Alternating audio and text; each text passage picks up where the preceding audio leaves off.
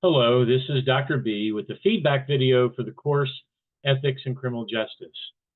This feedback is related to the ethical issue topic paper. There are two areas of growth that I would like to identify after grading these papers.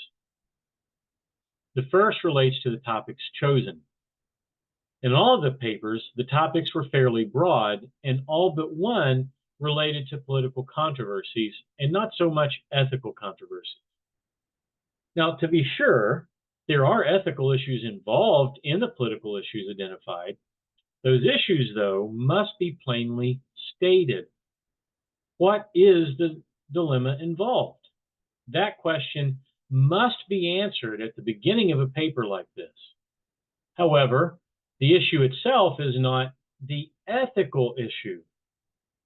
What I noticed as a sub-theme of this is that the actual ethical issue was not clearly identified. It would have been best to find an issue related to actual criminal justice practice. For example, you might have dealt with issues related to police officers accepting gifts and tips from individuals in the community. Another good issue would be the ethical dilemma of getting rid of stop and frisk. On the one hand, some police officers use stop and frisk in a way that violates the civil rights of others under the cover of the Terry v. Ohio case. On the other hand, stop and frisk has been used as an effective means of protecting the public. In other words, there is a true dilemma as there are arguments for preserving and for discontinuing this practice. The second issue is one of sources.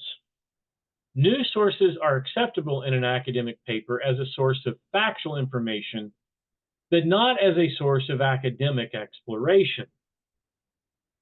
It is important, especially when discussing controversial topics, to have more than one news source, as most news sources are biased towards political ideology. Biased news is not fake news. Fake news is simply non-factual information. Biased news provides facts, but arranges them in a way that creates the narrative desired by the news source. This is what we call confirmation bias. When you're writing a paper on a controversial topic, logic dictates that you use news sources if sources are necessary for the paper that contradict one another. Further, you need to analyze the news source for potential bias.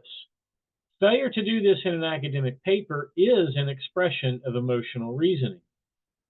When we are making an academic argument, we must avoid letting our emotions take charge of the discussion. As they say in 12-step groups, emotions are like children. If you put them in the trunk, you'll get charged with child abuse, but you'd better not let them drive the car either. Also, when you are doing an academic paper, you need academic sources as well. Glenville's online library is a wonderful location for finding good sources. Also remember that you should critically analyze every source you use, especially if you agree with the source. I don't know how old any of the students in this class are, but at 60 years old myself, I can say with certainty that the older I get, the more I know I'm wrong. It is possible to have confidence and to question one's conclusions. Remember the words of Richard Feynman. The first thing is not to fool yourself, but you are the easiest one to fool. That is not an insult. That's an attitude that Feynman encourages all of us to adopt.